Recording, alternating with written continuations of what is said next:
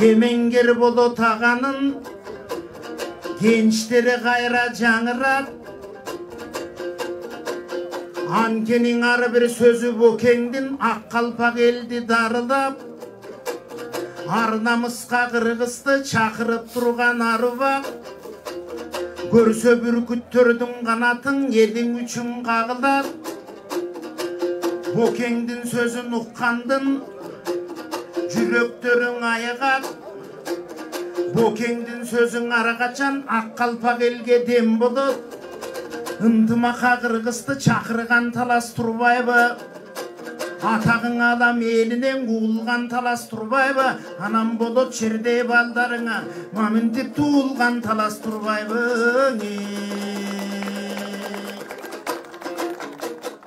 Урматтуу туугандар, мекендештер, илгери 750-жылы ушул жерлерде Tan империясынын армиясы менен Араб халифаты, анын жергиликтүү элдерден турган армия беттешкен экен. 100 миңден аскер болгон дейт. Алар бир күн эмес 5 күн ушул жерде чабышкан экен. Ушул жерден Кытай армиясы жеңилип артка чегинип, ал Талас урушу тарыхта Орта Азиянын цивилизациялык өнүгүүсүн аныктаган согуш болгон экен. Биз башка динге кирмекпиз, же ислам динине кирмекпиз. Так ушул жерде 751-жылы ушундай тандоо, ушундай тагдыр чечүүчү согуш болгон экен. Мен андан кийинки кичинекей бир кагылыш жөнүндө да айткым келет. 2010-жылы так Таласта дан кагылыш болду. Чындык менен жалгандын, ак менен каранын, кулчулук менен намыс, эркиндиктин кагылышы болду. Эгерде болот болбогондо, аларды колдоп көтөрүлгөн эр жүрөк таластыктар болбогондо, 10-жылы 6-декабрда эл бул жерде көтөрүлбөгөндө, 7-апрель болмок эмес. Болот ар дайым айтып калат эле, 7-апрель, 7-апрель деген дөмкө, 6-апрелди унутпай жүргүлө деп. Анткени 6-апрель болбосо 7-апрель болмок эмес. Биз азырга чейин үй бүлөлүк, кландык режимдин туткунунда болуп, орто кылымга көздөй кетмекпиз. Мына Садык Демилге кылып ушул жерде ошол таластык согушка анан Бокеме арналган Талас курултайына арналган мына ушул жерге ушундай борбор ачып отурат. Бул шерлердин чыныгы ошо намыс үчүн күрөшкөн, милдет үчүн, эл үчүн күрөшкөн шерлердин ордосу болот. Бул жерде шер ордо деп атап маңызына туура келет. Болоттун эмдиги жөнүндө көп нерсени айтса болот. Бирок мен азыр эсимде турган бир эстеген бир сөздү айтайын. Болот 2-3 коттедж курду. Анан келип, "Бол меники" деди. "Бүгүн сен ушул жерде деп мен ушул жерге келгизди. Бол Садык, бол Баткендики, бол Туруш имдики." Ушундай салып койду. Эгер мынтип салып койбосом, биз келип берге жыйналбайт экенбиз. Башыбызды ушу ата конушубуз бириктирип туруш керек. Чет элдеп, борборлоп, өз мекенибизден, элибизден алыстап кетет экенбиз деп курган. Анын өзүнүн философиясы бар экен. Өтүп кеткенде керез калтырыптыр. Мени Талашка айлыма алып барып коесуңар деп. Мартаба күткөн башка саясатчы болгондо мени вип көрүстөнгө аларчага президенттер менен генералдардын катарына койгула деп керезин калтырат эле да. Анткени бул жерде болсом, мен инилеримдин башын бириктирем, туугандардын башын бириктирем. Айда жылда болсо дагы эстеп ушул жерге келип турушсун деген философиясы болгон экен. Мына эми чоң ордо курулгандан кийин мен ойлойм, бул жерге туугандар эле эмес, жердештер эле эмес, бүткүл Кыргызстандан, коңшу өлкөлөрдөн дагы адамдар келип турат. Алардын ынтымак бириктикте ушул жерден алар жолугушуп турушат. Ынтымак бүгүн бизге абдан маанилүү. Анткени согуш биздин регионго кирип келип жатат. Илгерки эле 751-жылдагыдай эле тектоникалык кагылыш планетада жүрүп жатат. Цивилизациялык кагылыштар. Ошонун шарапаты акыркы жарым жылда бизге келип кетип, ар кандай ушундай тынч эместиктер болуп отурат. Ушул кезде биз ата-бабаларыбыздын эрдигин, алардын улуулугун, намысты бийик көтөргөн сапаттарын эстешибиз керек. Биздин заманыбыздагы саясатчылардын мурас калтырып кеткен баалуулуктарын Болот Шерге окшогон эстешибиз керек. Ынтымак бекем болушубуз керек. Болот мени көп сындайт эле, ошол бир сыны сен адамдарды тандай албайсың деп айтат эле. Анан бир күнү Болот үйгө тез кел деп калды, барсам дүшөнөккө короодо жүрүптүр. Биз кеңешип отуруп 9-жылдын аягында болуп атат. 10-жылдын башында. Анан Роза Исакованы оппозициянын лидери деп дайындайлык, шайлайлык, сунуш киргизелик деп атабыз. Кандай дейсиң дейт. Мен карасам уже чечимди кабыл алып коюштур. Анан эмне демекмин? Ал кезде мен лидерим деп жүргөм да. Макул дедим, да ичимен эжесине тартып койду го дедим. Анан Бокемдин тандоосу менен, Кудайдын колдоосу менен Роза Исаковна бир ай, 2 ай өтпөй эле Кыргызстандын президенти болуп калды. Болот, муну айтканым, Болот абдан туура тандаган экен. Ал адамдарды баа берип, бир көргөндө эле баа берип коет эле. Эгер Болот эле чечип койгон болсо, анда мен айткандай болуп калмак. Роза Исаковна акыркы жылдары Бириккен Улуттар уюму 2 жолу чоң кызматка чакырды. Биринчиси адам укугу боюнча комиссияга чакырды. Ал кездеги бийлик каршы болуп барбай калды. Азыр Афганистан маселеси боюнча генералдык секретардын алдындагы чоң миссияны жетектөөгө дайындап отурат. Афганистанда тынчтыкты орнотуп, элди ынтымакка чакыра турган чоң миссия. 1600 адам кол алып иштейт.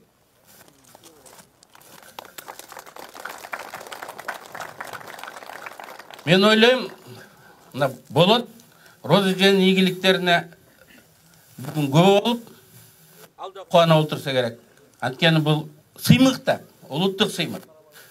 Бүткүл регионго тынчтыкты, ушундай заманда, оор заманда тынчтыкты орнотууга, Афганистан аркылуу бүткүл регионго тынчтыкты орнотууга дүйнө жүзү Роза Исаковнага ишенип берип отурат. 10-жылы биз ишенип бергенбиз. Кыргызстанда тынчтыкты сиз орнотуңуз эжеке, биз мындай четте туруп турайлык деп. Чочулаганбыз. Мына азыр Роза Исаковна планетардык масштабта чыгып отурат. Анан мына ушул кичинекей Талас деген региондон мына ушундай шер адамдар, улуу адамдар чыгат. Алынбай ака айтты, Бокемде оперативник сапаты бар деп. Эгер азыр Болот жок болот. Болот болгондо бүгүнкү парламенттин көркү ачылмак. Алтынын тоннасы эмес, граммын дагы таап чыкмак. Анткени ал Батукаев боюнча ишти президентке чейин жеткирип токтоп койгон. Бокем тапкан документтердин негизинде көп чоң адамдар соттолду. Матрешка кейтте бир түндө иликтеп президентке чейин алып барып коюп койгон. Ошол боюнча Бакиеванын туугандары камалды. Башка маселелерде Болот таап кеткен материалдардын тиги негизинде бүгүнкү күнгө чейин адамдар жооп берип жатат. Муну айткан парламентаризм бул закон чыгаруу эле эмес. Бул биринчи кезекте закондордун аткарылышы, көзөмөл. Болот ошол жагынан кыйын болчу. Мен ошондуктан ар дайым Болот бүгүнкү парламентаризмге салымы чоң болду. Анткени парламенттин авторитетин көтөргөнгө, закондордун аткарышын көзөмөлдөгөнгө чоң үлгү боло турган депутат, лидер эле.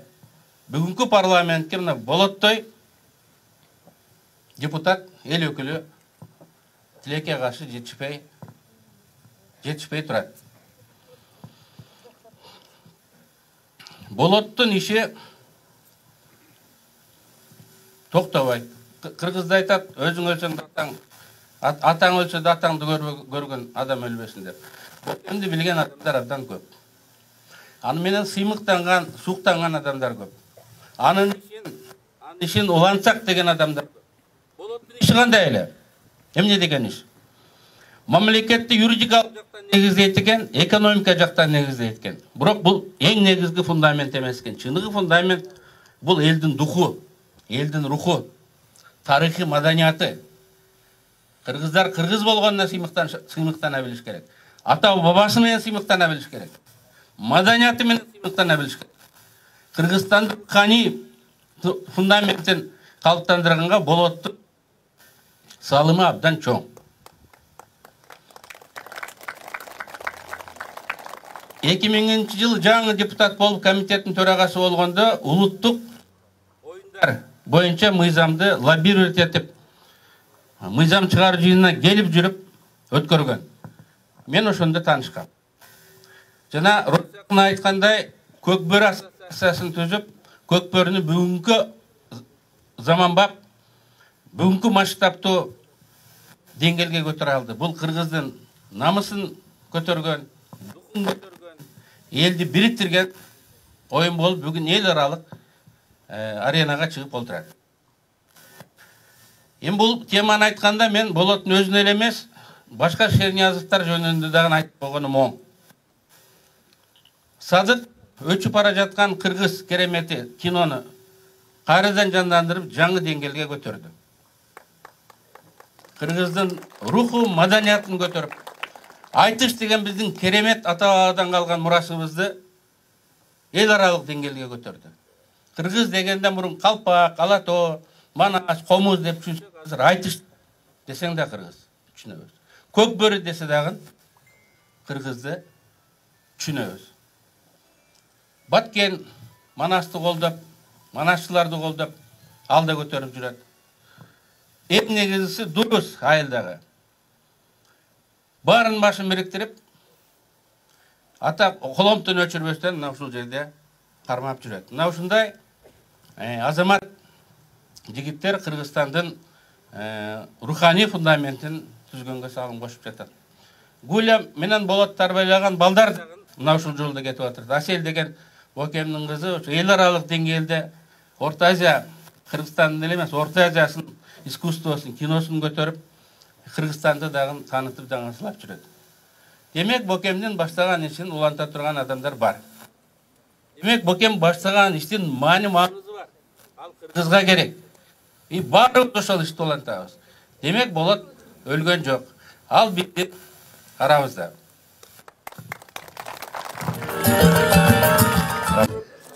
Агайын туугандар, Боке элден өзгөчө жүрчү. Бокенин ашы да өзгөчө болот. Бокенин ашында улуу туу желбиреп атат. Могу туунун автору 6.700.000 ел. Бирок ушуга татыктуу, ушуга тууга тең өмүр сүргөн адамдын бири бул Болот Шер болду. Эки сөз кут дарыган жер. Мындан 13 кылым илгери ушул жерде дүйнөнүн тагдыры чечилген. Аббасидтерди Салих деген Египеттин кол башчысы жетектеп келип, Тан империясын Сежин деген Корей жетектеп келген. 50.000 адам өлгөн. Эгерде биз ошондо мусулман болбой калсак, бүгүн экинчи жагдай муну Чыңгыз хандын летописиси Ал-Рашиди жазган. Ошондо ушул чөлкөмдүн баары бир эле өлкө болчу, Моголистан деген. Бүт жакты Чыңгыз ийиттер башкарчы. Бул туугандарды Тайыр хан, бул туугандарды Шейбани хан, тигил туугандарды Юнус хан. Кыргыздарды гана кыргыз башкарган. Тагай бей. Ошону Ал-Рашиди кыргызды гана Моголистандын тоо арыстандары деп жазган. Ошол Моголистандын тоо арыстандарынын түздөн түз тукуму Болот Шер болчу. Көкбөріні айттыңар, көкбөрі бұл ойын ел емес. Көкбөрі бұл дух. Көкбөрі бұл еркіндіктің символы. Құл адам көкбөрі ойнай албайды. Қорқақ адам улақтар талбайды. Бізге егемендік көкбөрі алып келбелді. Көкбөрі жөніндегі бірінші мыйзамды Бокең жазды. Бокеңдің дәуір сапаты, Бокеңе өз ойың менен кіресің. Бокеңден шығып отқандан кейін Бокең сияқты ойланып қаласың. Бокең адамды арбап салшы. Бокең адамға дух берші. Қазір бір бұтыбыз таласта жүрегіміз баткенде. Бірақ Моголстанның туарстандары деп 7 ғылымдан кейін академик Бартель жазған. Ошол Моголстанның туарстандары, Барсбектің тұқымдары. Біз айтабыз егемендік эмне берди деп. Егемендік кечээки жоломан менен ак жолдун 6 медалын берди. Егемендік Болот Шердей баатырларды берди. Биз ошол егемендикке татыктуубуз. Биз ошол Боке өмүрүн сайып койгон. Болот Шер саясатта майда чүйдөгө аралашчу эмес. Саясаттын чалкеш дүйнөсү өттү. Будуң чаң. Дайым баткак. Күн туюп туруп эле жаан жаап ийет. Бирок ошол саясаттын чаң дүйнөсүндө Бодекең Болот Эсентаевич таптаза жүрдү. Бул өтө сейрек касиет. Мен ойлойм, Болот Эсентаевич аркылуу биз улутту сүйгөндү үйрөндүк. Болот Эсентаевич өзүнүн өмүрү менен кыргызга кызмат кылуунун үлгүсүн көрсөтүп кетти. Кээде биз көзөтүп кеткен адамдардын атын көчөгө, мектепке беребиз. Ал керекпи, жокпу билбейм. Бирок Болот Эсентаевичтин ысмы ар бир кыргыздын жүрөгүндө. Ушул туубуз түбөлүктүү болсун. Бокең татыктуу болгон эгемендикке, кызыл жалын туубузга биз да татыктуу бололу. Бокең жөнүндө айтыла турган дастандар, ырлар алдыда Бокең кыргыздын саякатында жигитчилик кандай болорун, жигит кандай болорун көрсөттү. Жандосу Чиркешевич түрмөдө жатканда Болот Эсентаевичтин 60 жылдыгы болуп калды. Барсак, Текебаев түрмөдө жатса мен кантип майрамдамай калайм деди. 2 жыл бою бирде тойго барбай койду. Дос деген ошол Болот Эсентаевич болуш керек. Жигит деген Болот Эсентаевич болуш керек. Анын аруу элеси эгерде бир доордо ушул жерден баатыр Чолпонбай Төлөбердиев чыкса, акыркы 30 жылдагы саясаттагы баатыр мен Болот Эсентаевич Шерниязов деп билем. Рахмат каке. Бул эми